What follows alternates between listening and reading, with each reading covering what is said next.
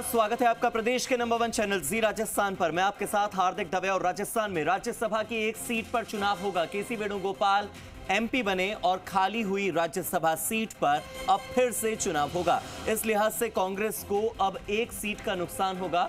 5 में से 4 सांसदों ने अब तक विधायक पद से इस्तीफा दिया है।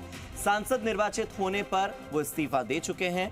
इसमें हम बात कर लेते हैं मुरारी लाल मीणा की, इसके अलावा हरीश मीणा की, ब्रजेंद्र ओला की और राजकुमार रोत की।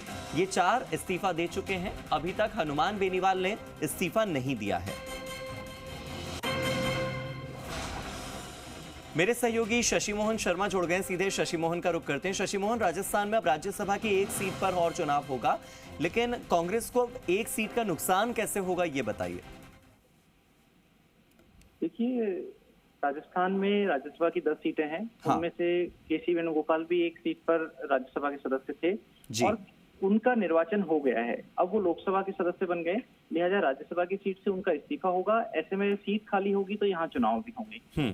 जो लोक प्रतिनिधित्व अधिनियम है 1951 का, उसके अनुसार राज्यसभा में जो चुनाव होते हैं वो बिनाइन चुनाव होते हैं। हर 2 साल में 1/3 सीट खाली होती है और उसके लिए चुनाव विधानसभा के सदस्य करते हैं। और विधानसभा में अभी बहुमत बीजेपी का है।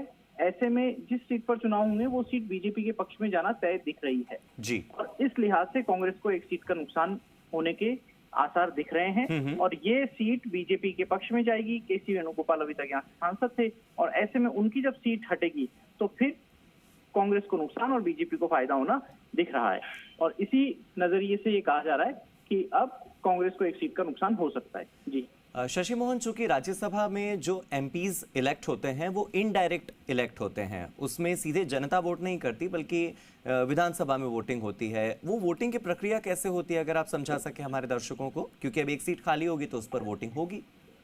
देखिए, एक सीट खाली होगी। इस सीट पर स्थिति यही बन रही है कि अगर एक से अधिक आवेदन आते हैं तो चुनाव की स्थिति होगी। लेकिन राजनीतिक दल ये भी समझते हैं कि अभी सरकार नई बनी है, सत्ताधारी पार्टी में भी किसी तरह की नाराजगी नहीं दिख रही और सत्ताधारी खेमे के वोट में सेंध लगाना भी कांग्रेस के लिए मुश्किल होगा। ऐसे में संभावना इस बात की है कि निर्विरोध निर्वाचन हो जाए और चुनाव ही ना हो। अगर चुनाव होता है तो विधायक वोट देंगे और वोट देने के लिए उनके पास में विशेष शाही का पेन होता है और उससे उनको प्रत्याशी। ठीक है शशि मोहन, बहुत बहुत शुक्रिया मेरे साथ जुड़ने के लिए और इन तमाम जानकारियों के लिए। शशि मोहन अपनी बात में यही कह रहे थे कि एक विशेष स्याही होती है जिससे कि वोटिंग करनी होती है और वोटिंग में पहले और दूसरे नंबर पर प्राथमिक